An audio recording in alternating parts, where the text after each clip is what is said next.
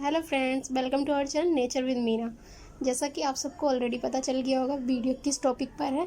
Yes, video है पितृपक्ष पर कुछ खास पौधे लगाकर आप अपने पितरों को प्रसन्न कर सकते हैं। जैसा कि आप सबको ऑलरेडी पता है, ये चल रहा है पितृपक्ष यानी पितरों का महीना। तो मैं आपको बताऊँगी कुछ खास यानी कुछ विशेष पौधे लगाकर आप अपने पितरों को प्रसन्न कर सकते हैं। इससे पहले हम पितृपक्ष के बारे में कुछ जानते हैं। पितृपक्ष जो होता है वो सनातन धर्म में विशेष महत्व रखता है। ऐसी मान्यता है कि अगर हम इन दिनों पूजा पाठ जो है नियम पूर्वक कर लेते हैं तो इससे जो हमारे पितर होते हैं वो प्रसन्न होते हैं, प्लस हमारे घर में सुख समृद्धि आती है और जो हमारे अधूरे कार्य होते हैं वो पूरे हो जाते हैं। तो फ्रेंड, आइए चलिए जानते हैं हम कौन कौन से प्लांट्स पितृपक्ष के दौरान घर में लगा सकते हैं जो लगाना शुभ माना जाता है। तो ऐसे ही मैं आपको 5 प्लांट्स के बारे में बताऊंगी जो आप पितृपक्ष के दौरान अपने घरों में लगा सकते हैं। फर्स्ट प्लांट है पीपल का प्लांट। जी हाँ, जो पीपल का प्लांट होता है शास्त्रों में विशेष फलदायी होता है और बहुत ही ज़्यादा पवित्र माना गया है, शुभ माना गया है। तो आप इसे घर में किसी भी पवित्र स्थान पर लगा सकते हैं। अगर घर में जगह नहीं है तो आप इसे बाहर भी लगा सकते हैं।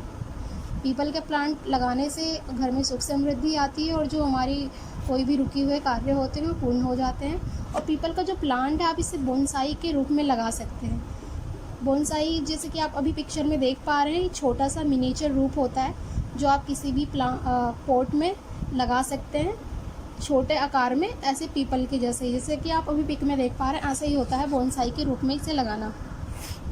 और सेकंड प्लांट है तुलसी का प्लांट। जी हाँ, तुलसी का जो प्लांट होता है सनातन परंपरा के अनुसार ये पौधा जो होता है घर में तरक्की लाता है, इसलिए हर घरों में ही मोस्टली होता ही है।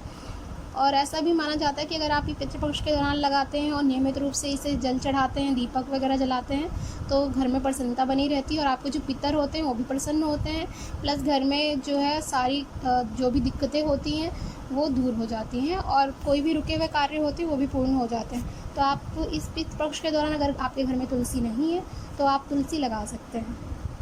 जो प्लांट है वो है बेलपत्र का प्लांट। जो बेलपत्र का प्लांट होता है यानी बेलपत्री जो हम शिव जी को चढ़ाते हैं, ऑलरेडी आप सबको पता है जो बेलपत्री होती है अगर हम शिव जी को अर्पित करते हैं यानी चढ़ाते हैं तो इससे वो प्रसन्न होकर हमें सुख समृद्धि और शांति का आशीर्वाद भी देते हैं। प्लस अगर आप इसे अभी पितृपक्ष के दौरान लगाते हैं तो आपके जो पूर्वज हैं यानी पितर हैं उनकी जो मुक्ति का मार्ग होता है प्रशस्त होता है और उनको जहाँ भी है उनको सुख शांति मिलती है, प्लस हमारे घर में भी सुख समृद्धि आती है और जो हमारे रुके हुए कार्य होते हैं वो भी पूर्ण होते हैं। तो आप इस पितृपक्ष के दौरान इस पौधे को भी लगा सकते हैं।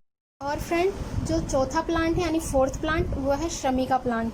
शमी का प्लांट जो होता है वो शनि जी को अत्यंत प्रिय होता है। इसे हम शनि जी का प्लांट यानी शनि जी के पौधे के तौर पर भी जानते हैं।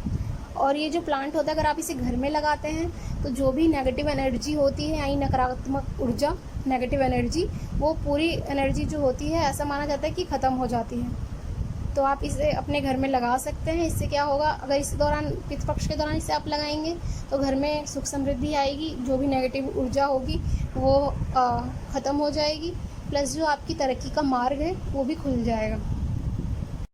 तो फ्रेंड्स, पांचवा यानी फिफ्थ प्लांट है बरगद का प्लांट।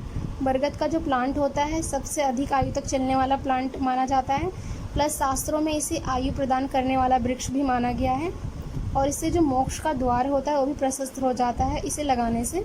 तो आप अपने घर में इसे भी लगा सकते हैं। इसे आप मिनिएचर रूप में यानी इस बोनसाई के जो आप पिक्चर में देख पा रहे हैं बोनसाई के तौर पर या मिनिएचर रूप में इसे आप आराम से लगा सकते हैं। और इस पितृपक्ष के दौरान अगर आप इसे लगाते हैं तो आपके पितर जो है पितर हैं वो प्रसन्न होंगे, प्लस आपके घर में सुख समृद्धि आएगी, तरक्की का जो मार्ग है वो भी खुल जाएगा। तो फ्रेंड्स, मैंने आपको कुछ प्लांट्स के बारे में बताया है जिसे आप पितृपक्ष के दौरान इनमें से कोई भी एक प्लांट आराम से लगा सकते हैं।